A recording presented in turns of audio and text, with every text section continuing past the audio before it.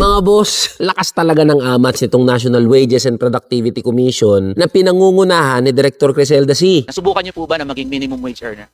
Po, sapagkat ako po ay nag-aral ng mabuti. Sabi kasi nila, hindi talaga po pwedeng mawala yung provincial rate. Diyos ko, tumira na naman yung ahensyang yan. Sabi dyan sa post ng NWPC, sadyang hindi talaga pantay o decentralize yung pagtatakda ng sahod dahil may umiiral na batas. Yan yung RA 6727 o Wage Rationalization Act of 1989. Sinasabi ng batas na yan na magkakaiba naman daw yung buhay sa probinsya at sa Metro Manila. At masusi naman daw na pinag-aaralan ng mga regional wage boards yung pagkakaiba-iba na yan sa buhay ng mga manggagawa sa probinsya at Metro Manila. Mga boss, ang tagal na nating pinapasinungalingan yung ganyang claim. Pumunta na nga tayo sa iba't ibang probinsya, iba't ibang lugar, katabi ng Metro Manila at yung mga malalayo sa Metro Manila. Bumisita tayo sa iba't ibang palengke, supermarket, kumausap tayo ng mga manggagawa, pati ng mga negosyo. At sa pag-ikot natin sa mga lugar na yan at pakikipag-usap sa mga manggagawa, napatunayan natin na hindi naman talaga magkaiba yung pangangailangan at buhay ng manggagawa sa probinsya at Metro Manila. At hindi rin totoo yung sinasabi ng NWPC na mas murang mabuhay sa probinsya kumpara sa Metro Manila. No, gawin na ho namin kayong halimbawa, kayong mga taga-Dole at lalong-lalo na kayo pong mga taga-NWPC. Yung sahod nga ng mga kawani sa mga opisina nyo, hindi naka-provincial rate Sa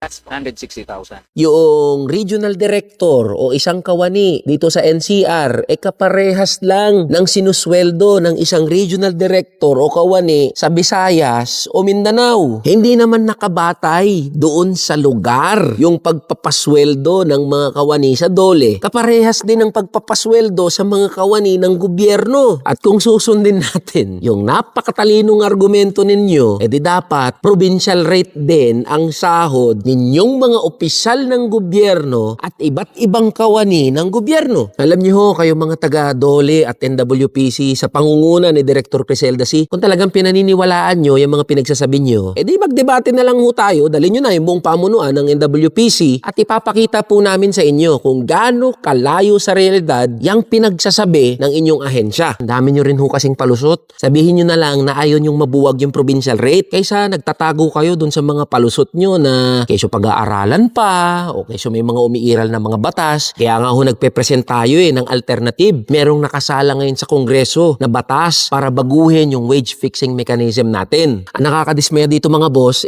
nangunguna pa yung Dole at NWPC na tumutol at humarang doon sa mga panukalang batas ng mga manggagawa. Kaya inuulit po natin yung hamon natin kay Director Criselda C at sa buong pamunuan.